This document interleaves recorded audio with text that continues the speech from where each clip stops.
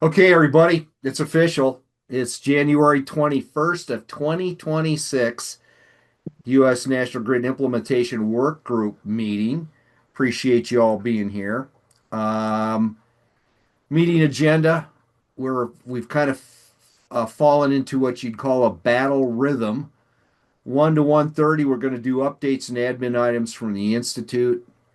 1:31 to 2 o'clock, community discussion USNG plans for 2026.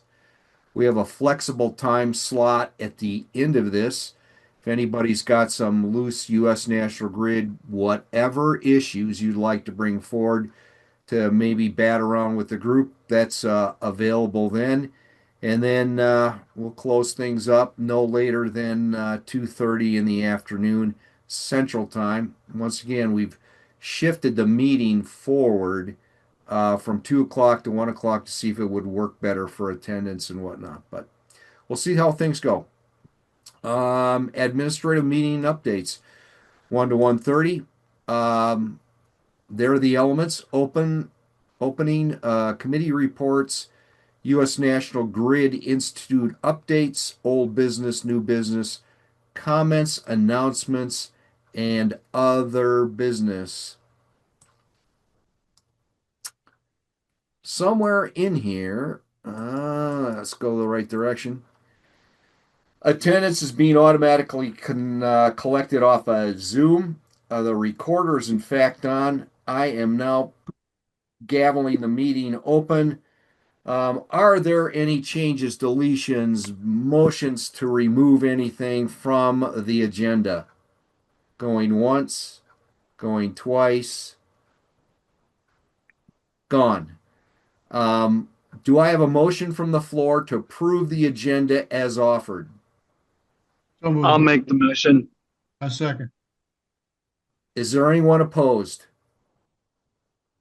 Hearing no one in opposition, we will proceed forward on the agenda as published. And welcome and thank you very much for being here this afternoon.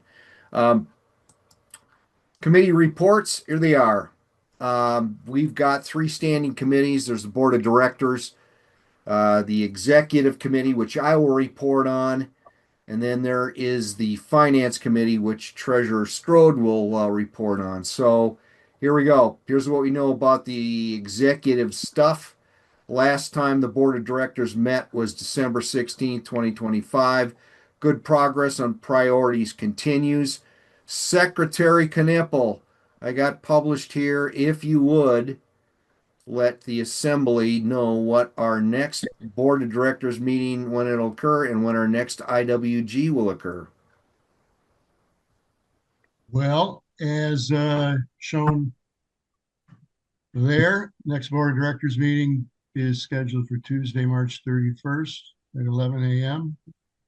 And the next IWG meeting is Wednesday, April 29th at 1 p.m. Central Thank, Time.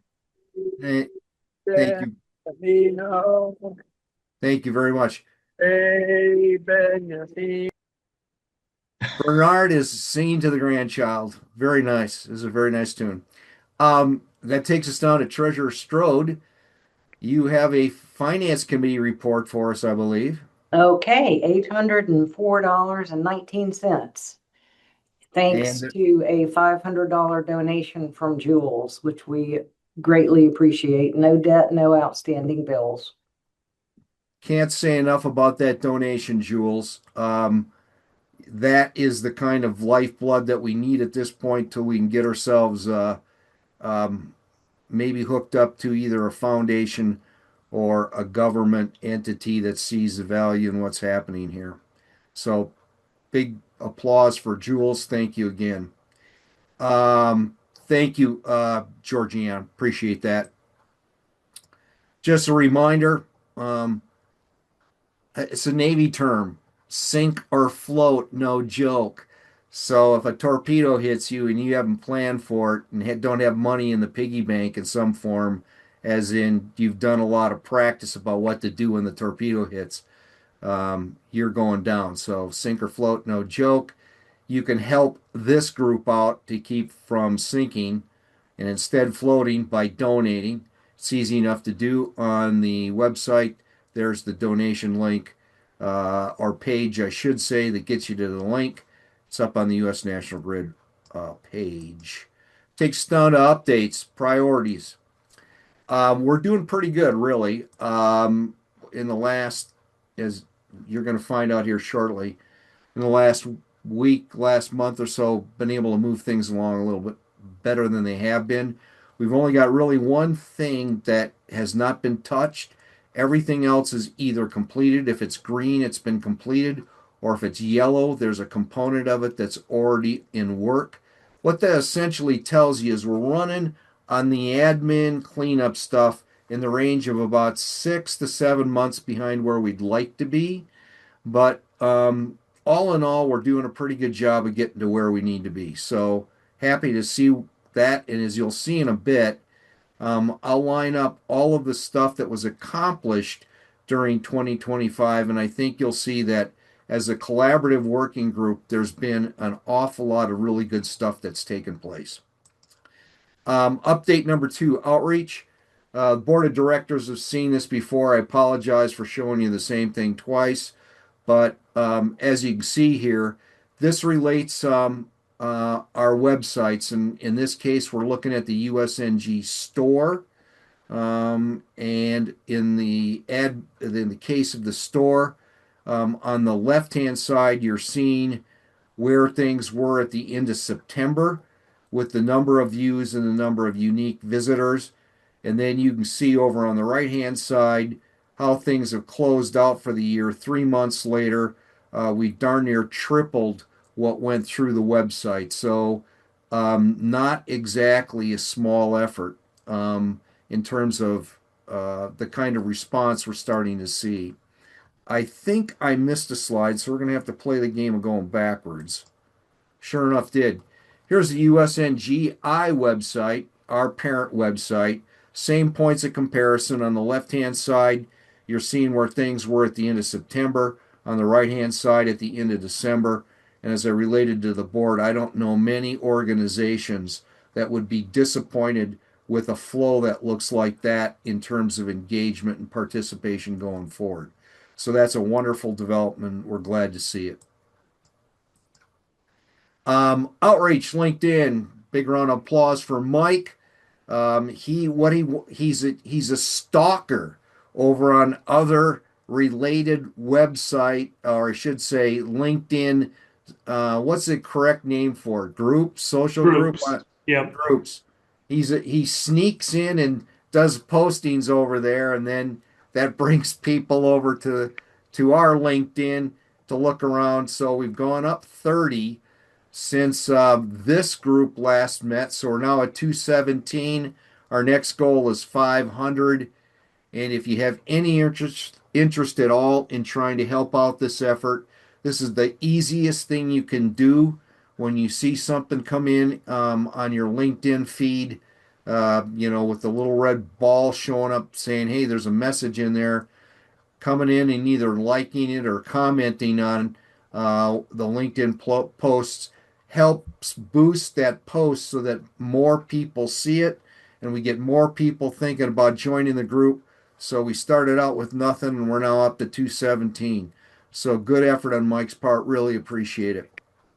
And here's your reward. If you are, kind enough to wander in to go look at LinkedIn, the reality is there's lots of really good stuff being posted there. And Mike, you're repeating it also, if I remember correct, on Facebook, are you not? Yeah, Facebook's delayed by, a few posts, but yeah, eventually it all gets on Caught Facebook up. as well. Yeah, and so I've been out and about in the road, and here's one of the questions that popped up in one of the latest engagements. Why do we need U.S. National Grid when Next Gen 911 is going to solve all our location issues? Well, one Next Gen 911 is a telephone, and U.S. National Grid, and the easiest way to describe it, is a entirely different environment that includes maps, apps, and basically is the element that in my opinion, should be what's being communicated for location through the next gen 911 telephone, if you want to think of it that way. That takes us down to me trying to figure out how to move this thing again. I wish Zoom would figure out a better way to handle this grid thing. Um, Presentations delivered in 2025. As you can see there, there's the rundown. 5 different events, but 6 different presentations. Al Studd got the opportunity to brief twice down at the National Urban Search and Rescue Conference in Orlando, Florida. So my hat's off to Georgiana, Al, and I don't know, the Steve guy for getting out there and going on the road. Potential events. Here you see what um, we have on our radar right now in the middle of the United States. And as we get into plans for 2026, I'm going to pull this one out and beat it up a little bit more because we need better feedback on what else is out there and available. And so, as it sits right now, here's the reality of what we are aware of, if you will, at U.S. National Grid Institute Central. As was noted on that previous slide, we have been approached, ironically, by none other than an emergency management um, uh, group in Indiana. It's their equivalent of what we call the Association of Emergency Managers in Minnesota. And so they've said, we'd like to consider bringing you guys in here, and here's what I offered them up as potential events that could take place. We'll figure out the money thing later, but right now, this is what that one looks like. So we're waiting to hear if they want to come back and wander into any of the things that we proposed.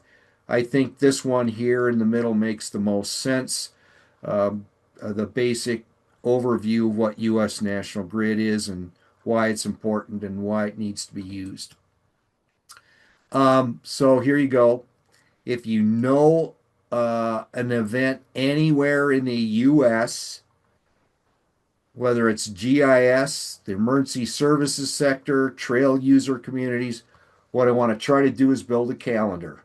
So please send me a note at chair@usngi.org, and I'll be sure to start penciling that stuff in so we can build a master calendar and have the radar turned on about the potential of being able to attend something. And again, I'll show you a slide here later on that points to the idea if I would have known something a little bit earlier, could have made arrangements for it.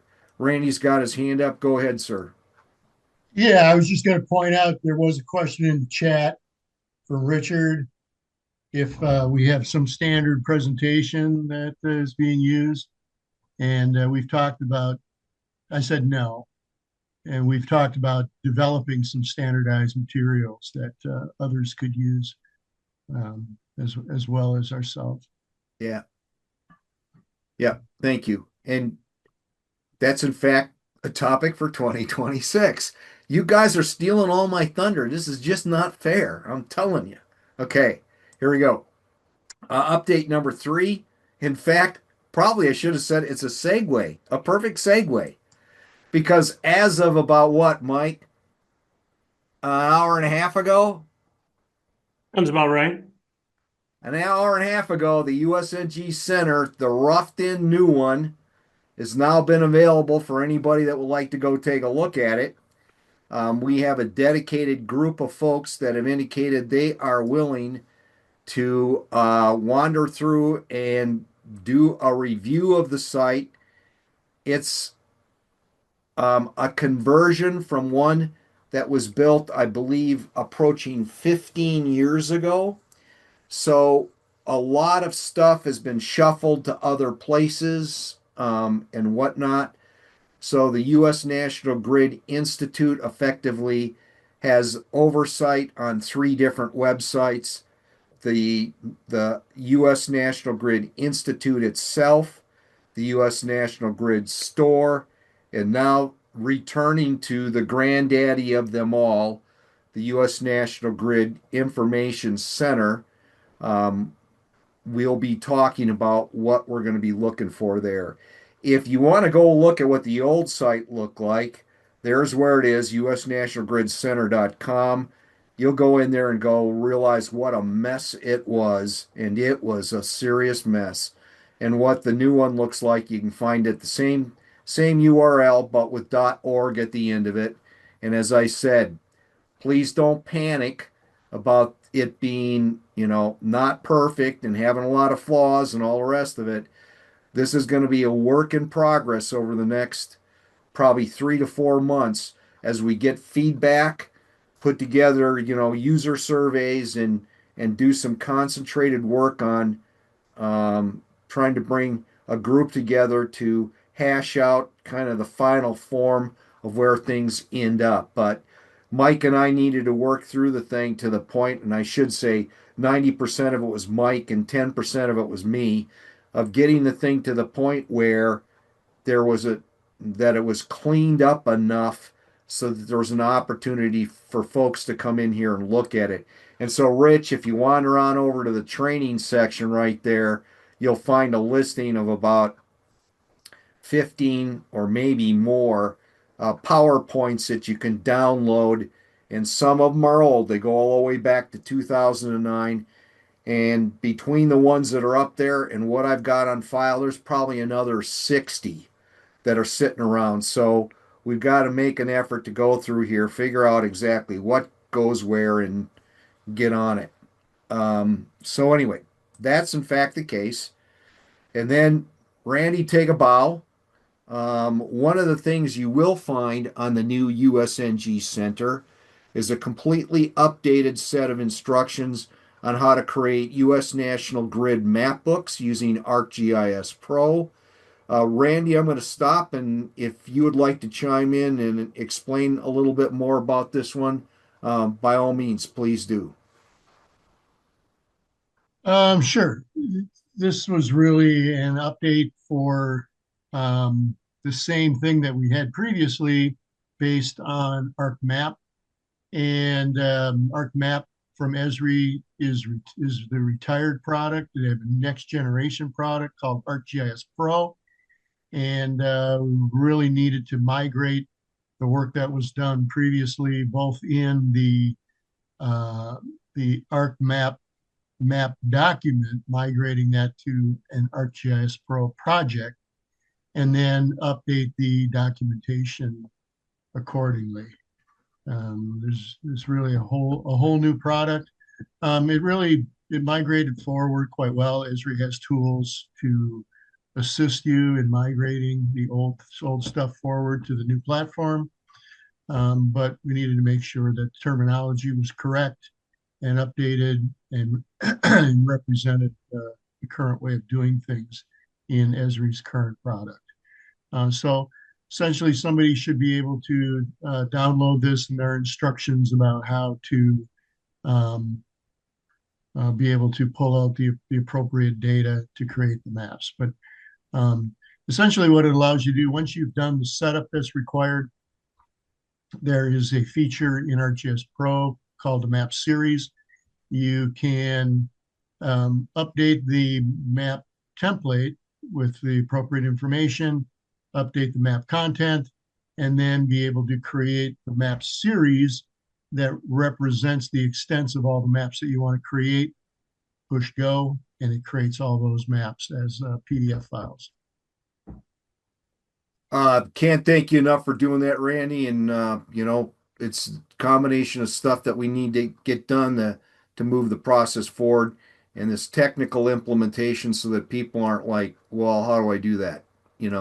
That it's critical.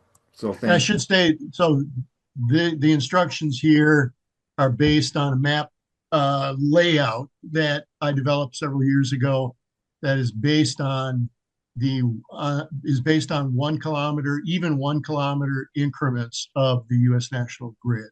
So essentially what you get is a map page for each 1 kilometer square within your area of interest. Got it. Thank you. Question. Is that template as well as the instructions available up on the website now? Yes. The answer is yes. Does Are a you user good? have to buy ArcGIS Pro from Esri to Yes, have it on your system? yes. Okay. You can get it for personal use for $100 a year. Commercial use, it's about 20 times that. Yeah. Okay. Any other questions? Sorry about that. Should I ask? Any other questions for Randy? Going once, going twice, gone. Update. Why we are here reminders. All right. It didn't take long, did it? Mr. Stater, Dave Stater, who runs the Stater 911 thing, um, he's tracking DC, mind you, our nation's capital. And in one city of the United States where you would think that you would want to have 911 service work as good as you humanly could, and that they had all that fancy next gen 911 and all that other great stuff. In 2025, he tracked 34 wrong dispatches just for fire and EMS in Washington, D.C. alone. And then he goes, well, didn't take long. Here's the first one, January 9th of 2026, where there was a dispatch to 22 M Street Southwest that needed to go to 222 M Street Southwest. Luckily, there was no fire. But anyway, thank you, Dave. You're out there in the internet space somewhere, but appreciate you doing that work to keep track of it. But Seattle is not to be outdone, because right away, let's do something over here in Seattle. So there you go on Seattle on I gotta get this Zoom's got to get out of the way. Seattle on it's terrible. Seattle on January 12th. They mistakenly go to Capitol Hill, 13th Avenue, when they needed to go to Beacon Hill. And let's wander on over to Minneapolis, since we're having a lot of fun over here right now.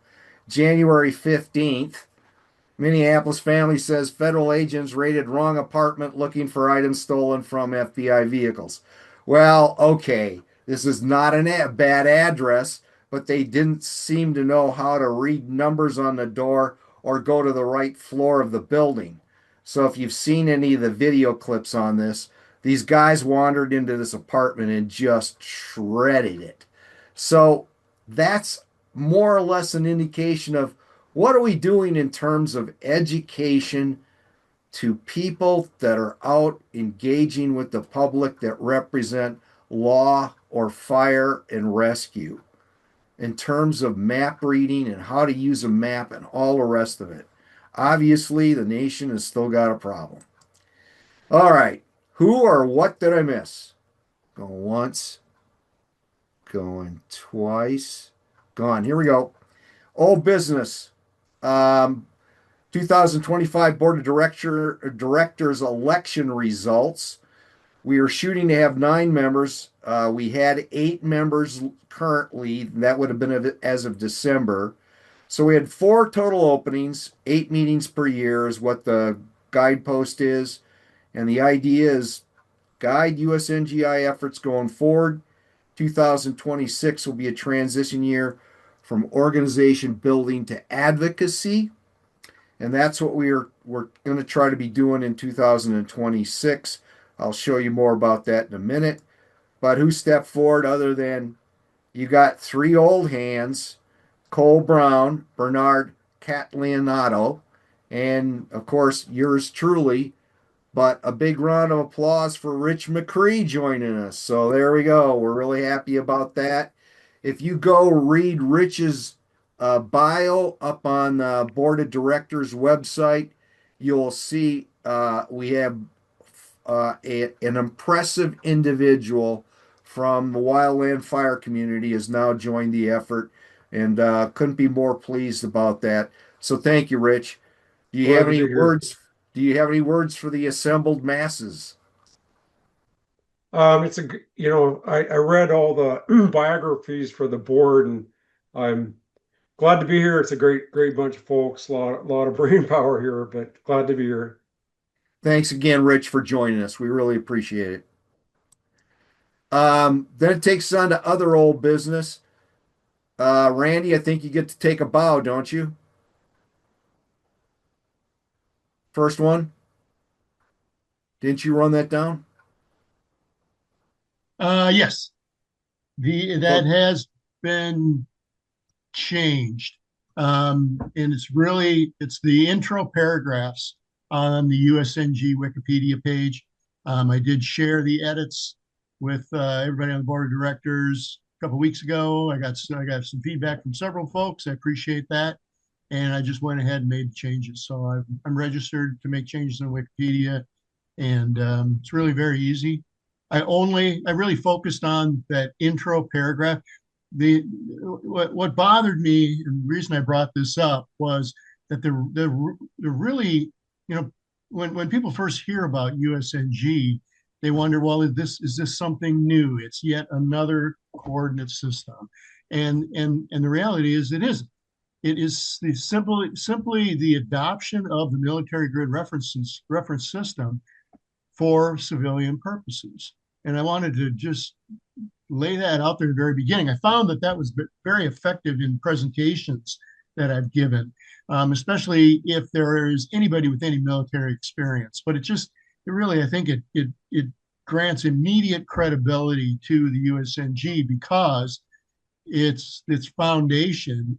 It's not an interpretation. It's not a variation of the military grid. It is the military grid reference system. We can debate some subtle differences, but that's why the U.S. National Grid was created, because we didn't have a U.S. grid standard, and we can get into all the other issues of how many different coordinate systems, how many different variations of formats in lat long, and so on.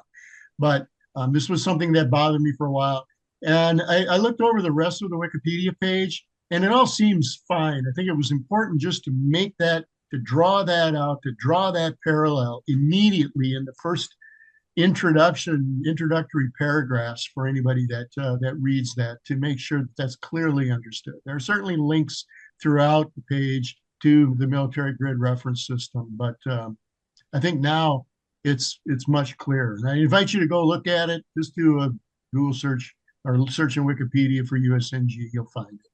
And if there's any further changes or any other changes that you think should occur on the Wikipedia page, I'm happy to continue to be the focal point for that. Yeah, Bruce is on the call as well, so he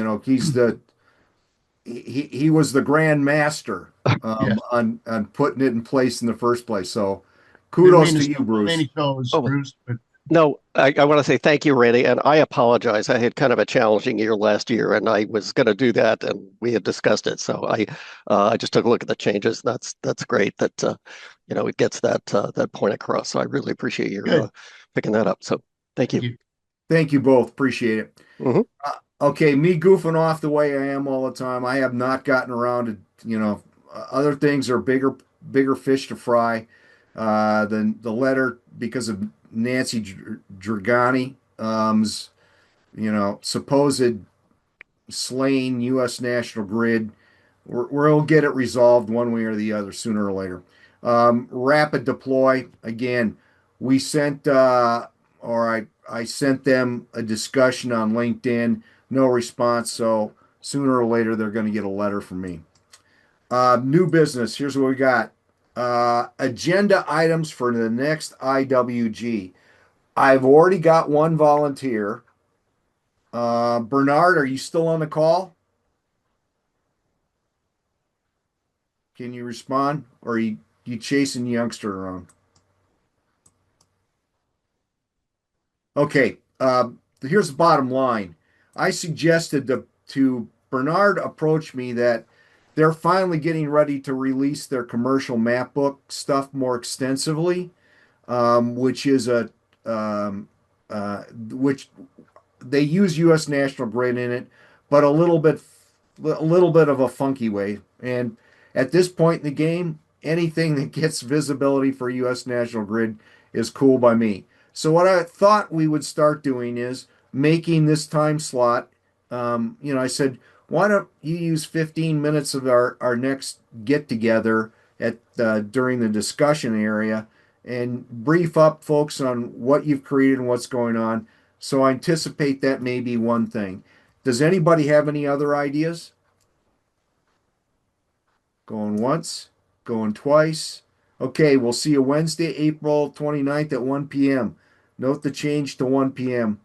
Um, internal to the discussions and the stuff we've been doing when we've been poking around, we've more or less found out that U.S. National Grid's not being taught anywhere that we've been able to find in basic documents that are used to train people. So here's the first instance: is the wildland fire or the national let me try this again. National Wildfire Coordinating Group publication, Basic Land Nav, has no discussion whatsoever about U.S. National Grid in it. And when I went down to Illinois to present down there, it turned out when I was digging around trying to figure out, who next to Illinois is moving along with doing U.S. National Grid stuff and the rest of it. And when I tried to dig around and find out what was the basis for what was going on in Illinois, it looks to me like they're using anything for search and rescue navigation training is based on this National Fire Protection Association standard 1006, and there's nothing in it about U.S. National Grid. So I'm raising this as a new issue that we need to start thinking about how we get U.S. National Grid into these training documents so it's at least considered at that level. I'll shut up, and anybody got any more thoughts on that one? Going once, going twice, gone.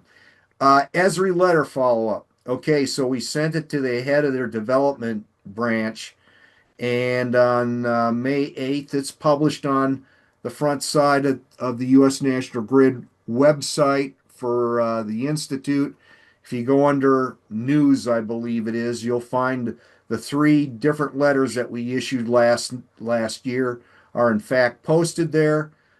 So we're going to need to find a way forward on trying to get folks at Esri to hear us about. I'll shut up, Randy. Fill in the blank.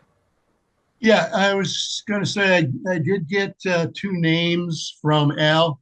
I have not followed up with them yet, but I intend to do that as soon as I can. I just kind of forgot about it. Sorry, Al. But I do have those names. But I think that there's an opportunity there to share those names with Cole as well. So what do you want to do here? Do you guys, I think it's important that whatever we do is done in writing.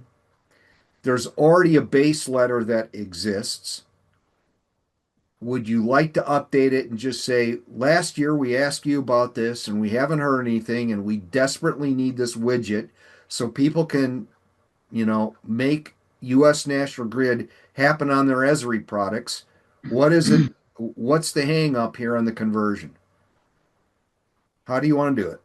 Steve, I think we should just send the same letter to the same people we sent it to last time, as well as these two new names that Al gave me, and then also copy in the NAPSIG folks that we know, Peter, the president, as well as I forget the other name at NAPSIG, who we've been in contact with.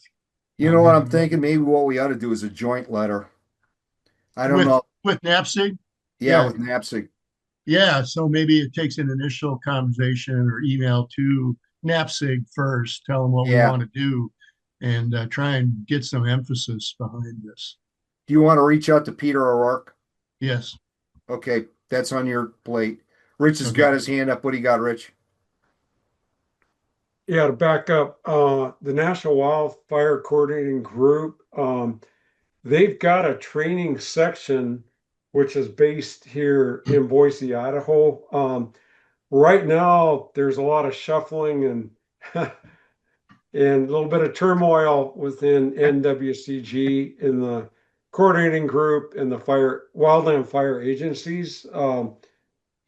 At some point, I guess I recommend sending a letter to the coordinating group, maybe just asking a few questions and promoting USNG. However, we probably want to wait a couple months on that, and I'll try to figure out kind of what changes are underway at with NWCG, and we can go from there. Yeah, Rich, if you could figure out the belly button, that's, you know, between now and when you think things are settled down, that would be the way to go. That work? Yes. Jennifer, we got world famous Jennifer Lana's here. Not world famous. Yeah, oh Good to yes, join you you guys. are. I know I've missed several meetings. So I was at Cobb County before, but now I'm at Esri. So if you could, I don't know how much clout I'd have to talking about the USNG with some folks or who you sent that to. But if you can give me some names, I can try to follow up on the inside as well. Excellent. That's beautiful. Jennifer, if you go to the USNGI website and then go Okay. to, in fact,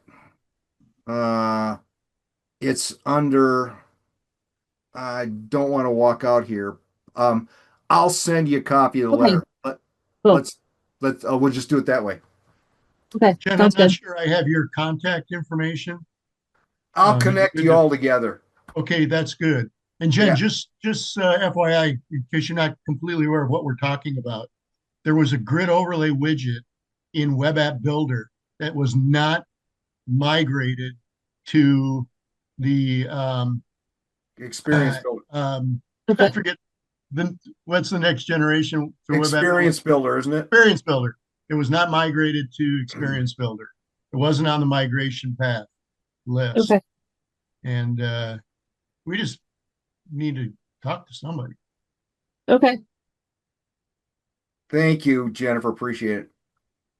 Happy to help. Thanks. Okay, item number 2. Is there anything else? Jennifer, real quick, Jennifer, are you going to be at the Fed user conference next week or 2 weeks from No, now? I'm not going to be at the Fed. I will be at probably the partner and the developer summit in Palm Springs. Okay, no problem. Thank you. Yep. Any other new business? Going once, going twice, gone. Comments, announcements, other business. Anybody got anything? Going once, going twice. You're going to get to tear a lot apart in 2026. Here we go. Because if there isn't any other comments, announcements, other business, well, otherwise, ha ha ha, on to community discussion. Here we go. Community discussion, USNG's plans for 2026. Okay, if you look what we achieved in 2025, it's no small matter. Finished the USNG store, front, and again, when I say backside, it's all about how to process orders and all of the paperwork that's been set up, ready to go. We have not promoted hardly at all, other than doing an initial push out to the trails community, let them know it's there, and you can see what the result has been in terms of the number of folks that have been coming by and taking a look. Expanded PR campaign, LinkedIn and Facebook. Continue to see increases in interest in the USNGI websites. We created a MailChimp account with 2,000 plus names in it. We updated the USNG map production guides. We presented on USNG at 5 conferences, 6 presentations, hosted a booth at 1 major conference, published 1 article in a major publication, released 3 position papers. Small thing, but business cards became available to board members and the same thing with the USNGI.org dedicated email account. So across the spectrum, we were working very hard to get our admin act together because we've been working towards basically what 2026 is going to be. And that's going to be the idea of advocacy. And so, even in that scenario, folks are still making things happen. We just released the first draft of the new USNG Center. As I said before, think of that as a rough. It's rough. We're going to get it to where it needs to be.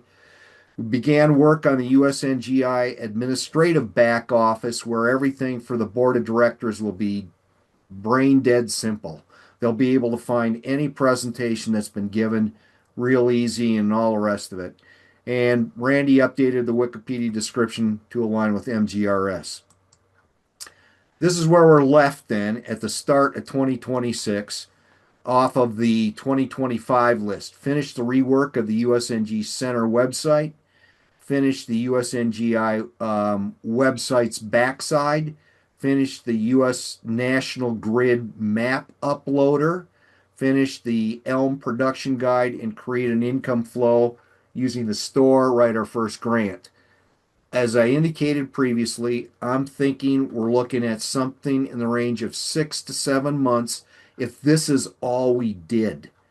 But the idea is we can clean these things up while I think we do 4 more things. And here's what I'm going to propose to you. I'll walk through each one, and then we can pause and have a discussion whether or not the thinking is straight on it. So here's the first one for you. Create a volunteer work group that will develop a plan for standardized, Rich, does this look familiar? Online and in-person training materials by community. The very question that Rich was asking about earlier. And I think I got something here. So this should be the home for that, where whatever gets determined needs to be created to relate the message, whether it's to the GIS community, it's to the emergency responder community, or if it's just about generally learning. We need to take all of this stuff that's been created over literally the last nearly 20 years and convert it into something that effectively delivers the message. So I'll stop yapping and see if there are any thoughts on this one. Does this make sense as a priority for us in 2026? Yes. Yes. Okay, the question would be then how to shape the way forward with this. And it seems to me that we start with the board of advisors for this new website, people that have stuck up their hands and said they're willing to do it. We get initial feedback on trying to correct the website. And then I'm thinking in the middle of February, we put together a meeting to try to better refine a way forward to actually do this. Lay out a plan for what the end product should look like. I got a thumbs up from Randy. Does anybody have any negative comments? Death threats. I take anything. You just send them my way. It's okay. All right, here we go. Here's item number 2 then. We think, if I can get this clicker to work. All right, here's the next one. Create a volunteer work group to coordinate development of outreach content. Consider that to be marketing. Am I going to volunteer Mike to coordinate the start up of this effort? Mike, are you willing to do that? Sure. Okay. Steve, And here's where we are. We've got um, a very naughty chimp that's been sitting around eating my bananas and hasn't been doing any work for us. So we have this capability already in place. We have a paid account with up to 2,500 email addresses, a capability of that. And there are currently over 2,000 contacts that have been built into that database. So this is a considerable outreach tool that's just lying dormant. Then we have the efforts that Mike started over on um, Facebook and LinkedIn. And poor Mike's been carrying the water on all of this.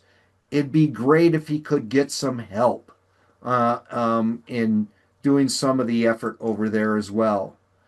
Then we also have the ability through Rich, we have a direct pipeline into Wildfire magazine, but there are other publications out there.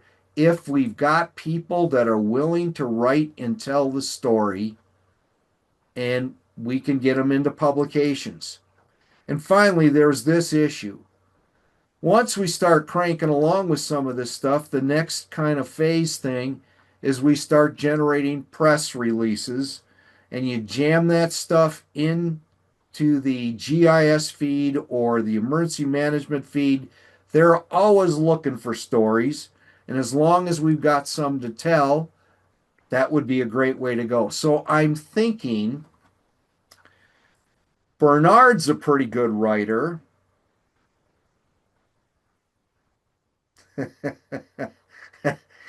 Bernard's a pretty good writer. We've seen that Jules is a pretty good writer. And I'm guessing that Rich might be a pretty good writer. Would you guys be willing to help out with this kind of thing if Mike can get it organized? I got a thumbs up from Bernard. Rich, you give me a Yes. thumbs up or thumbs down? What do you think? Thumbs up. And Jules, you're here somewhere, aren't you? Can't find my thumb here. Okay, Yeah, good. I'm sure I'm happy to help, though I'm not active on social media. So Nah, I can help. I, I can certainly help with verbiage, and I really think it's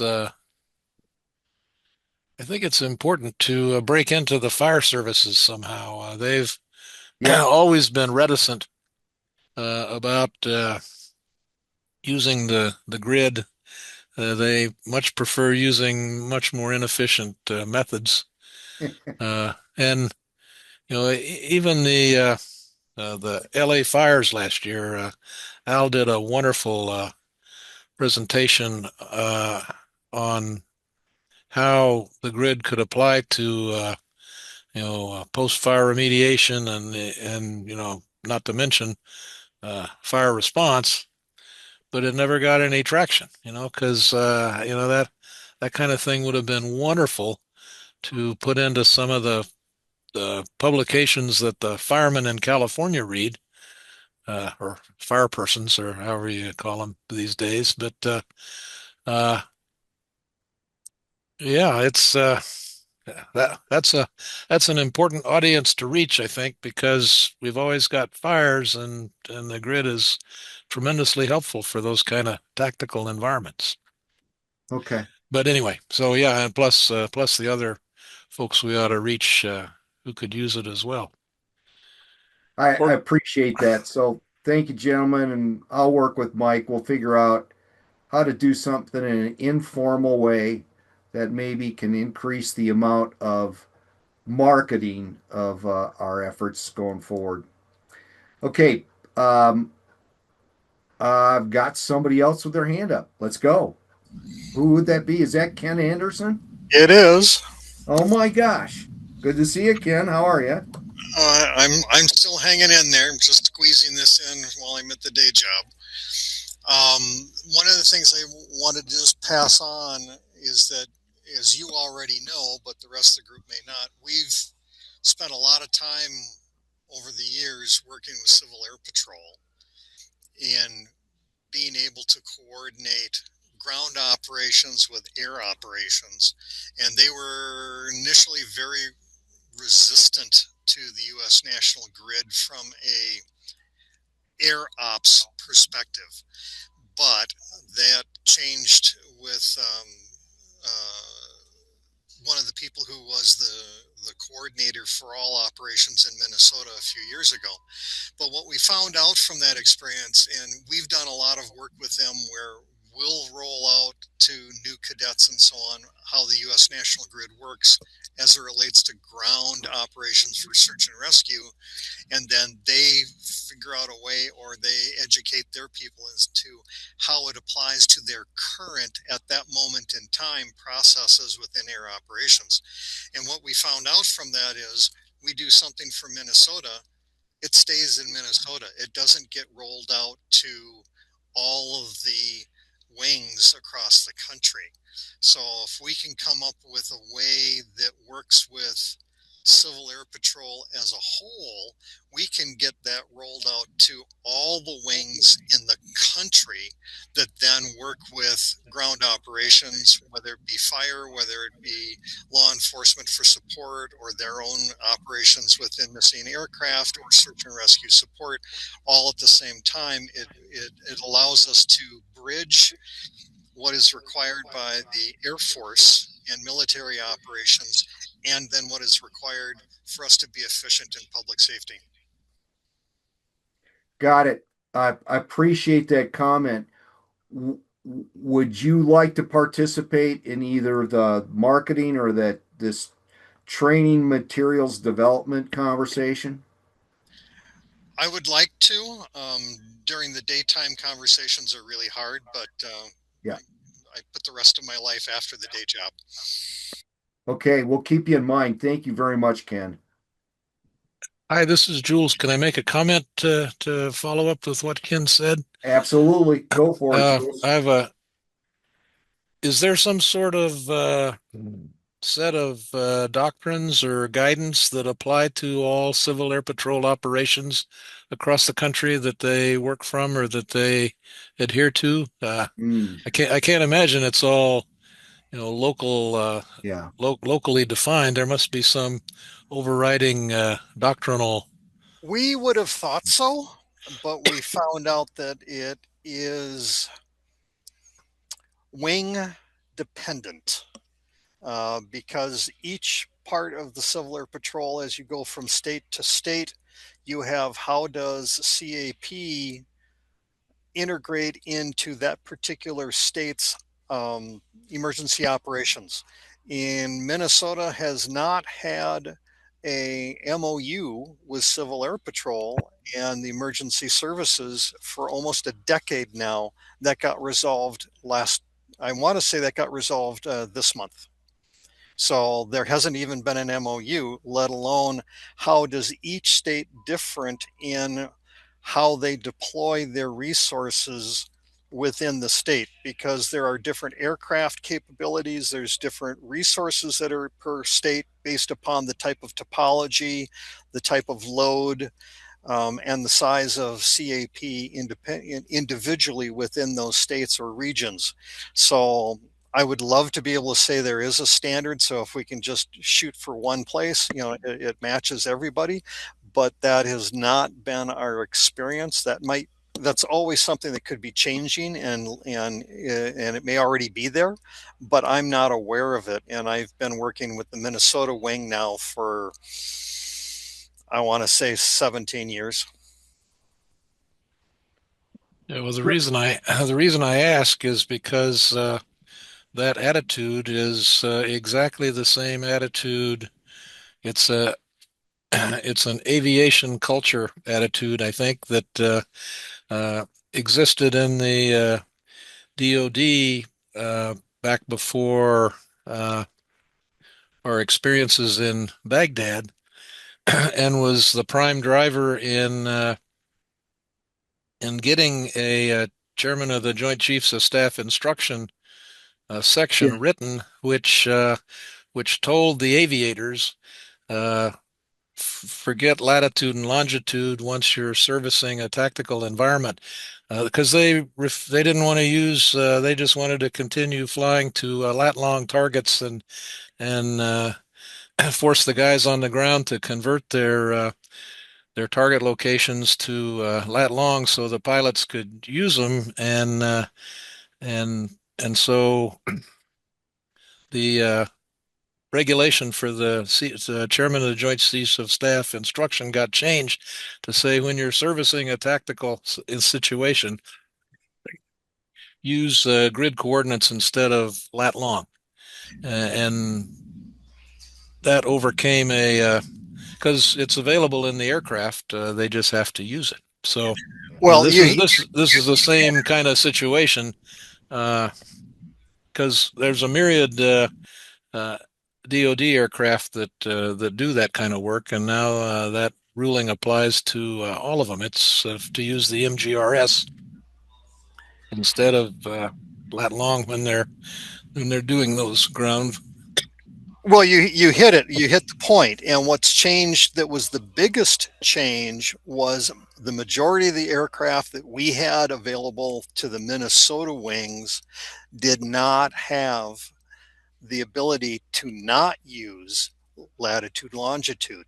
Now with the upgrade in instrumentation, they pretty well said, well, what we're talking about, it's a lot easier to use MGRS, and we now can actually have both coordinate systems displayed in the aircraft. Now there isn't any issue for them to deal with communications to ground searchers or back to the central command, however you want to refer to it based upon where this is going, as to the MGRS coordinate systems. And then if they are required to have communication for air operations, they already have the information at their console. So now that there's been upgrades in the aircraft equipment, that made all of this a lot easier. Turn it over to you. And so then it becomes overcoming the sort of the cultural momentum that's existed for years and get them to use today's technology more efficiently. Well, and in effectively. Minnesota, there were so many mistakes when we would give them a flight characteristic for them to run aircraft to do aerial photograph mapping for us, and to even in their own situations where the aircraft didn't fly the right pattern because the latitude longitude got messed up in the documentation and or in the communication to the aircraft crew. And we don't have that issue when we're using MGRS. Roger that. Gentlemen, thank this you. is Cole. This is Uh, Cole Brown. Cole, you're going to have to wait because Rich has had his hand up for a lot longer than you jumping in here. No problem, sir. Thank you. Yeah, no, it's okay. I'm just trying to be fair to Rich. Go ahead, Rich. What do you got? Well, I'll try to keep this brief. In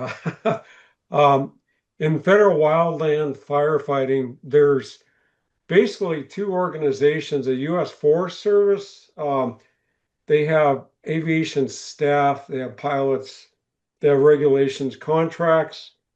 And the other side of that is the U.S. Department of Interior has the same structure, and that would be National Park Service, Bureau of Land Management, Bureau of Indian Affairs, and U.S. Fish and Wildlife Service.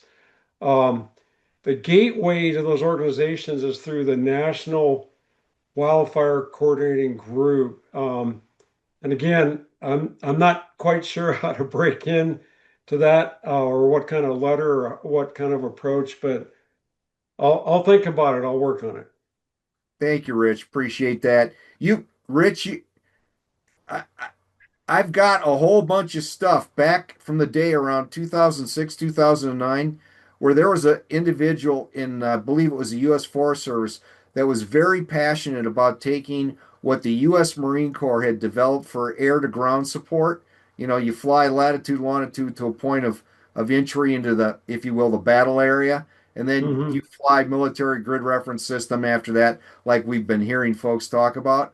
And he had all the doctrine spelled out in the appropriate documentation. So the two of us need to work together. I'd really like to try to push this through.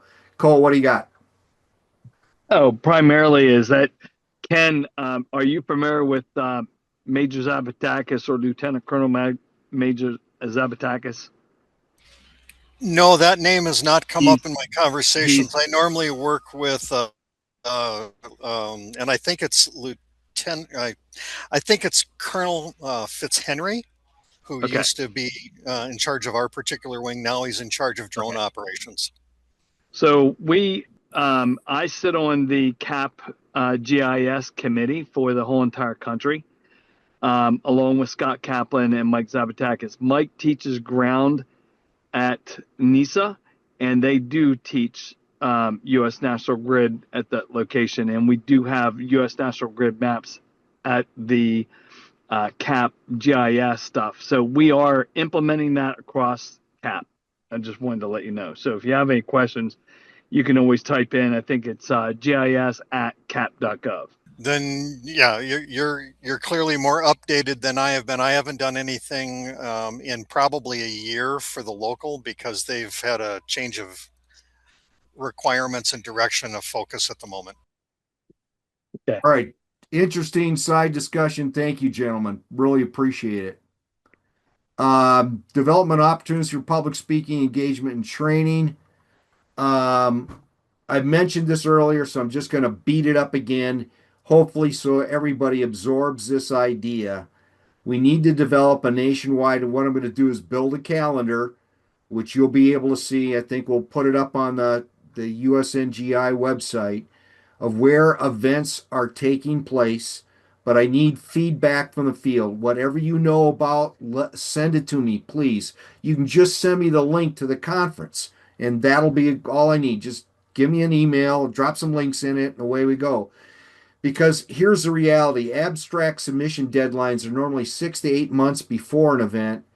And if it's strong enough to send a booth there, the price goes up substantially usually, and availability goes down about 5 months before an event. So there needs to be lead time on trying to figure out where to send stuff. And without, like I said, I'm trying to show you what I'm tuned into because I'm up here in the upper Midwest. But Cole, like last year, you floated Maryland, and I think it was like 2 months before it started. I'm like, no chance of either, a booth or getting an abstract in. So if you Yeah, got, we'll take care of that.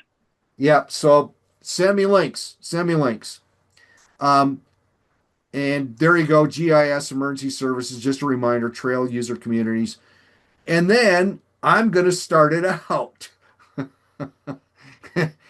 Sometime around Valentine's Day, I'm going to wander out of Minnesota, headed to Colorado to go skiing for a week. And after I get done skiing for a week, I'm going to go look for a warm place to live when winter blows through Minnesota in the future. So I'll be wandering around out in California, Nevada, Utah, Arizona, 1 through 23 March. And I'm gonna turn Mike loose on promoting on LinkedIn and wherever else. If somebody's interested in me coming by somewhere, I have no problem deviating to Des Moines or going over to Rapid City, South Dakota. I know all these different ways to get around the United States. I have no problem deviating off of my planned route of delivery to go by and do a presentation if it'll help.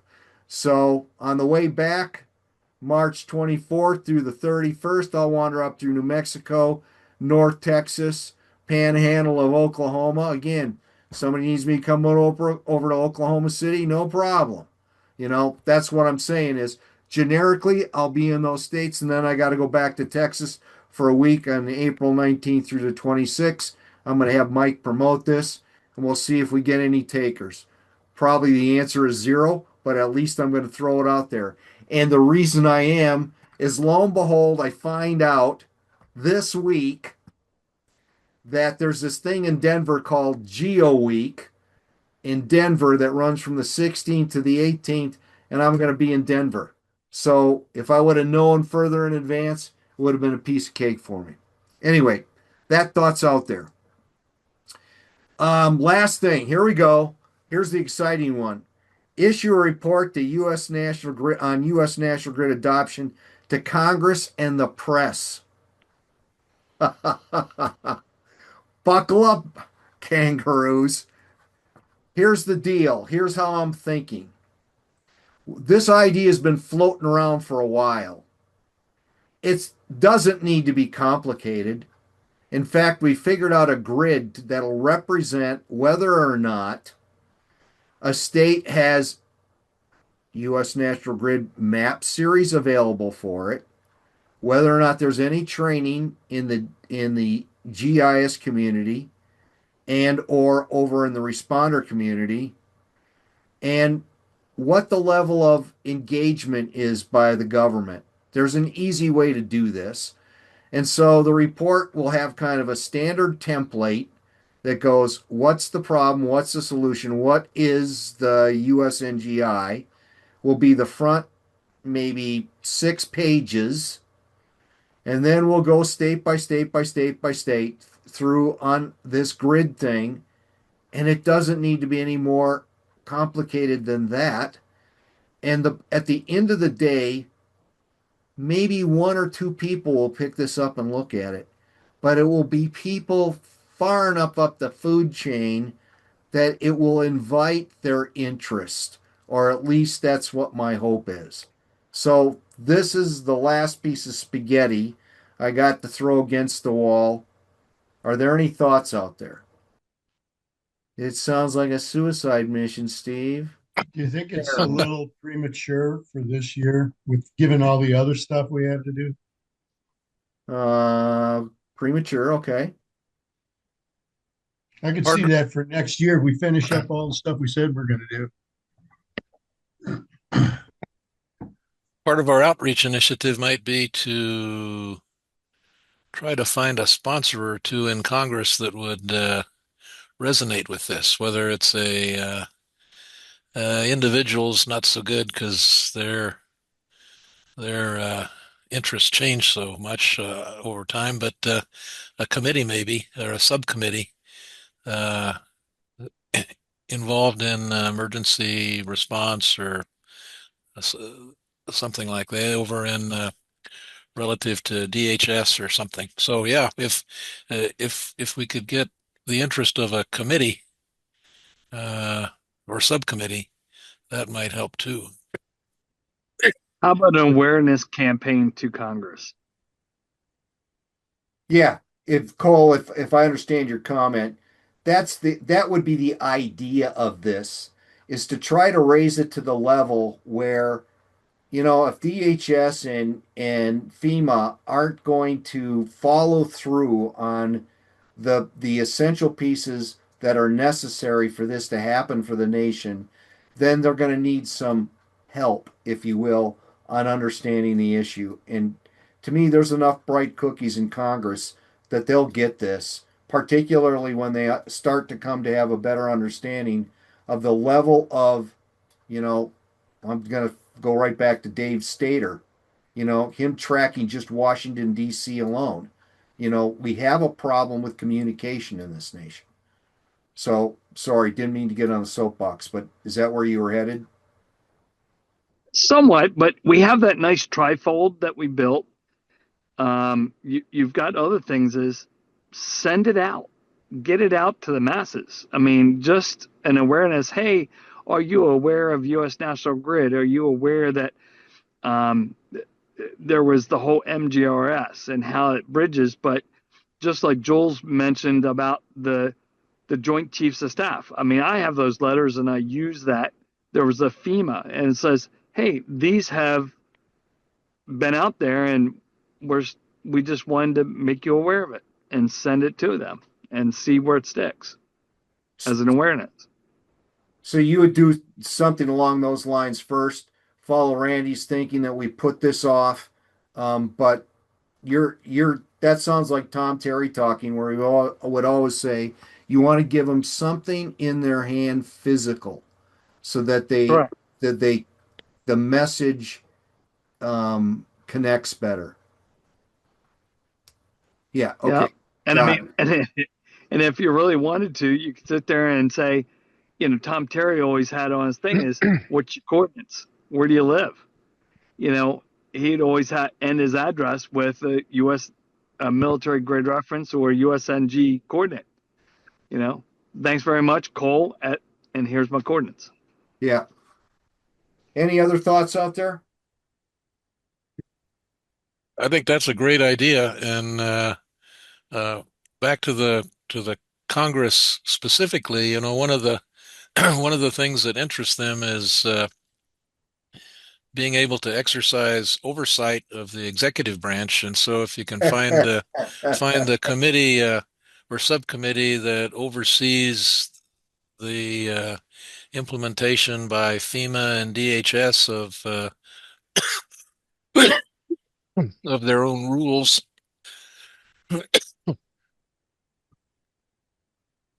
Excuse me, my granddaughter gave me a present a couple days ago, and I'm having trouble getting rid of it. This cough.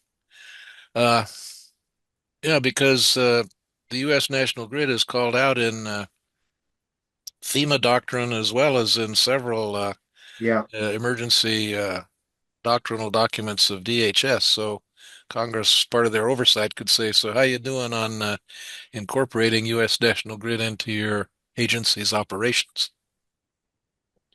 Yeah. All right, Jules. Well, we got the message. We don't want you to die online here with us. That's all Uh, right. Comes and goes. okay. All right. Um, okay. All right. Interesting feedback. We'll see how things develop. The first step's going to be is us developing a mailing list to be able to support this in any way, shape, or form. I like the idea of the brochure at least getting sent out. That's kind of an interesting thing, and maybe we can send with it. Yeah, no, just the brochure if we can do that. Yep. Okay. Yeah, a cover letter and a brochure. I mean, Yeah. it just says, "Hey, here we are, who we are. Here's our website links, and then here's a nice brochure for you." Yeah, I like it. Good idea, Cole. I think we can follow through on that easy enough. Um, okay. We have run over on the first part.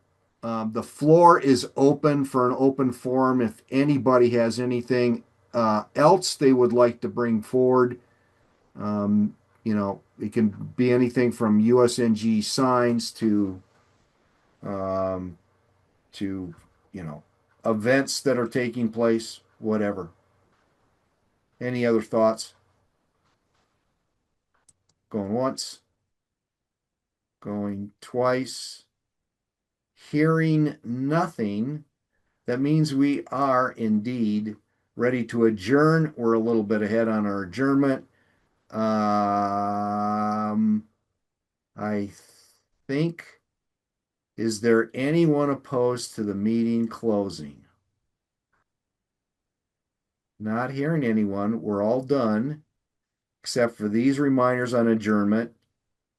Next board of directors meeting, Randy already related, March 31st at 11 a.m. If you're on the board, scribble it down. The next IWG is Wednesday, April 29th at 1 o'clock. Help us get out the words homework. Volunteer. We got some volunteers today. Thank you very much. And our end time is 16 after. Here's the last thought for you. The greatest use of life is to spend it on something that will outlast it. William James. That's all I got for you, unless you got something for me. Thank you, everybody, for being here. Really appreciate it. Thanks, Take care. Steve. Thank you so much. Thank you. Thank you. Good meeting. Thank you. Bye bye.